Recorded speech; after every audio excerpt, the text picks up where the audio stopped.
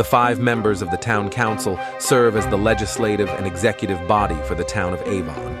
A council president is elected from among their peers and has the power to sign contracts, ordinances, and decrees approved by the council. The Avon Indiana Town Council meets twice a month at Avon Town Hall. A full schedule of their public meetings can be found online at avonindiana.gov. Call to order the Avon Town Council meeting for 19 October 2023. Please rise and join me for the Pledge of Allegiance.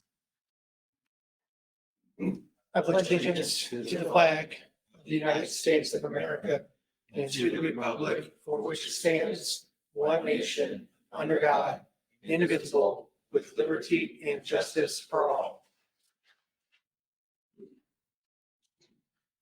Thank you. Julie, would you mind taking a roll call, please? Greg Zuzen, Present. Don Loudon, Present. Robert Pope, Present. Tim Roberts, Present. Steve Eisenbarth. Thank you, everyone. First item on the agenda is our consent agenda, which includes the check register for October 19th, our October 5th work session, and meeting minutes, council meeting minutes. Any questions, or would anyone like to make a motion? Make a motion that we approve the check register for October 19th, 2023, and the work session minutes for October 5th, 2023. We have a first. And the approval of the minutes of the agenda, excuse me. You got it. You got it. We have a first. Second. We have a first and a second. Julie, would you take a roll call vote, please? Greg Zuzen, 4. Robert Pope, 4. Don Loudon, 4. Tim Roberts. 4. Next item on the agenda is the first of 2 public comment opportunities. Please come forward to the microphone, state your name and address, and limit your time to 3 minutes. Seeing no one come forward, we'll close that section of public comment, move on to council comment and liaison reports. Ms. Loudon. Nothing, I guess, but I'll just go ahead and since I'm wearing my pink for our Breast Cancer Awareness Month, I will just again encourage everyone who has wives, daughters, mothers, everyone to go out and get their examinations. In Indiana alone, we will have an estimated 40,270 new cases just for 2023. So get out there and get your exams. That's it for me. Thanks, Don. Mr. Roberts. Nothing to report this week. Mr. Zuzen. I have nothing to report. Right along. All right. Then I apologize. Attended the school board meeting last Monday where the school board also approved Garmong for the CMC for the new schools administration building in Easton Gray. Earlier this week, Julie and I took part in the entrance conference for the state's audit for 2021 and 22. They'll be here for the next week or so while they work through their tasks. And then Friday before last, I had an interesting and productive conversation with our new fire chief, Danny Brock.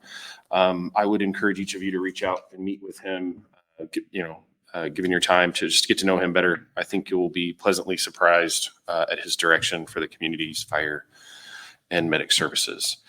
That's it for me. Moving on, new business award quote for improvement on Ronald Reagan Parkway, the entrance at Portillo's. And Steve, I assume you're speaking to this one.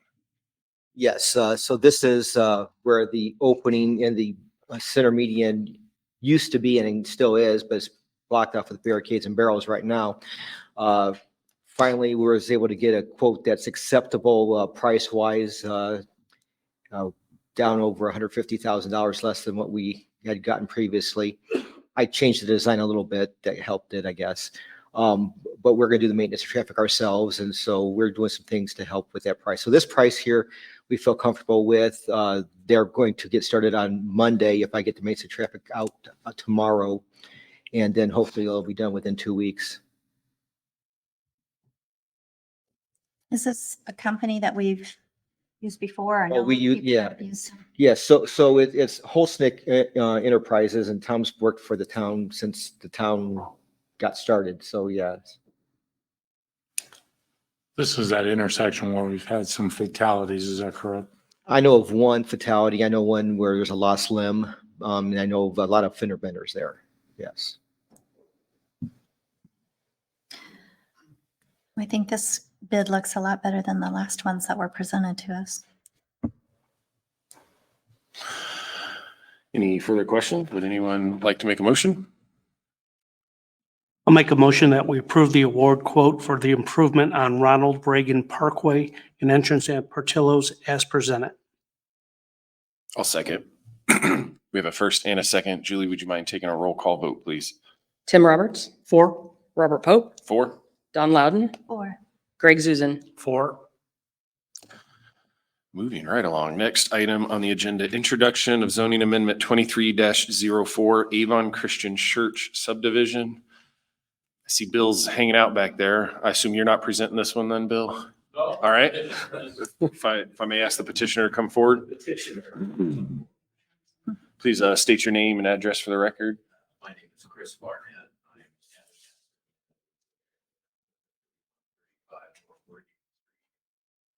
Thank you. Councilor Bowden, I have the, Start over. All right. We'll start over for the record. Chris Barnett with Habitat for Humanity of Greater Indianapolis, 3135 North Meridian Street, Indianapolis. And I've got to start by thanking Councilor Loudon. My wife is a 3-year survivor, oh, good. and I always appreciate getting and giving reminders. So thank you. I've prepared a very brief, knowing that I have only 5 minutes, get to know you slideshow. I won't read the slides to you. I'm assuming that everyone in the room is able to do that. I want to highlight that Greater Indy Habitat is an experienced home builder. We're not new at this. We build good quality and energy efficient homes, and we sell them. Nobody gets a free home. We work, the next slide is, Press the button on the side. oh, okay, gotcha. Thank you. Technology challenges. We work in 4 counties of metropolitan Indianapolis, including Hamilton, Hancock, Marion, and Hendricks counties. Oops, back up. We work with people on a process that gets them to home ownership. People apply to the program. They go through our home ownership education program and spend time giving sweat equity on their own home and on others' homes. The total of the classroom education and the sweat equity is 200 hours of time. So it's a substantial down payment on their home. Then we provide an affordable mortgage. And you'll notice on this next slide, that's because people at all income ranges are currently priced out of the suburban home market. I think realtors who are here know that.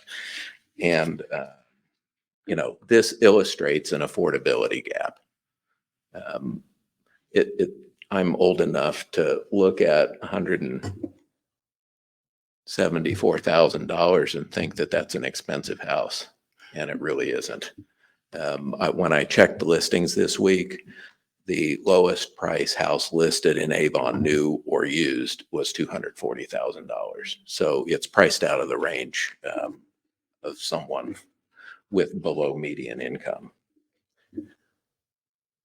We were invited by Avon Christian Church to look at developing basically half of their land. You notice that the church building is located on the east half of their acreage.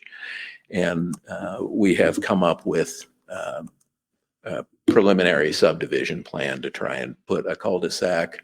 And we started with 18 or 19. And as we have gotten into things, we have, at the recommendation of the town's DPW, we have moved the driveway over. We have allotted a little bit more area for drainage than you see in the printed material that you got in your packet. This is updated. We're trying to build homes in a setting that is not too different from the Stone Mill subdivision directly to the east of the church. I would, at the risk of boring you with zoning minutia, that land is zoned R2 as the church is right now. but that's grandfathered zoning. It doesn't meet your current R2 standards for lot sizes or for lot widths. And so in order to build something like Stone Mill today, we need the R3 zoning that we're requesting. That's really, oh, and then of course, the really important picture is these are two houses that we sold in September of this year in Warren Township, Marion County. We do know how to build a suburban home. We don't just build infill in Indianapolis. We do things like this as well. And so I wanted to leave you with that image in your minds as you go forward in thinking about our request for zoning change, and to maybe answer any questions you might have. Any questions for the petitioner?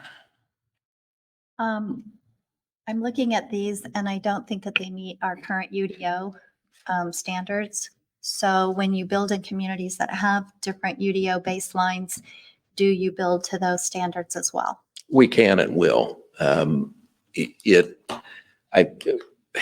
We haven't gotten that far into things yet. You know, we're a nonprofit organization, and so we didn't come in with the entire subdivision designed the way, say, MI or Lennar might. Right. And so I just want to give you examples of what we build, and we will obviously work with the planning staff to come up with designs that meet the standards. Okay. And the church donated this property? No, we're buying it from You're them. purchasing the Yes. property? And you know, the simple thing to do was to rezone the whole church property, because R3 allows churches as by right, same as R2. That allowed us not to have to draw exactly lines Right. and subdivide it try to subdivide it first.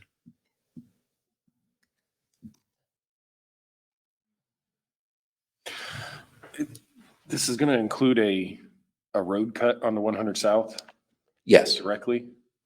Is there any possibility of including that roadway within the currently constructed one with the church? We did look at that. When we talked to the church property committee about it, this parking lot to the west that's in the front of the current church building, they told us that that is simply asphalt on grade. It doesn't have, they said, a good base under it, so it would have to be substantially rebuilt if it were used as a main drive or as a street.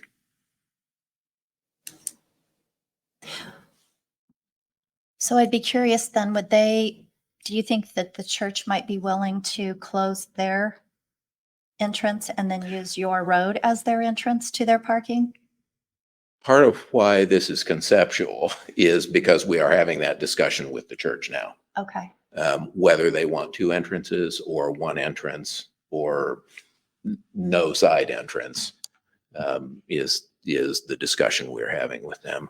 We had something similar on Dan Jones on a church property, and that was a big concern, you know, the number of entrances and exits off of the road, especially that close together. Mm-hmm. Yeah, thanks for asking that follow-up. That's exactly was my concern. So you got two entrances to an area that close together, creates a traffic safety issue. I'd be far more favorable if you were able to close the current church entrance and allow them to use this new entrance that would hopefully be built to public road standards. Mm. Mr. Susan, anyone? You good? You good? Any further questions for the petitioner or staff? I think it's a great idea. I mean, we need affordable housing in the community. Well, thank you, sir. Thank you very Please. much for your time tonight. Thank you. Please let the record show zoning amendment 23-04 Avon Christian Church subdivision as introduced. Legal counsel report, Mr. Taylor. All right. Wow, that's nice. Next item, second opportunity for public comment. Please come forward to the microphone, state your name and address, and please limit your time to 3 minutes. Closing that section of public comment, second opportunity for council comment. Nothing to report. The only thing I'd like to add is early voting starts Monday for the county. here in Avon on Wednesday at Radiant Bible. Please vote. No matter who you vote for, please vote. Council calendar, Steve Moore. Yeah, your next meeting is November 2nd at 7 PM and Ryan will be back. Do we have a work session before that? Yeah. I think so, yes. All right. Thanks, everyone. Meeting adjourned.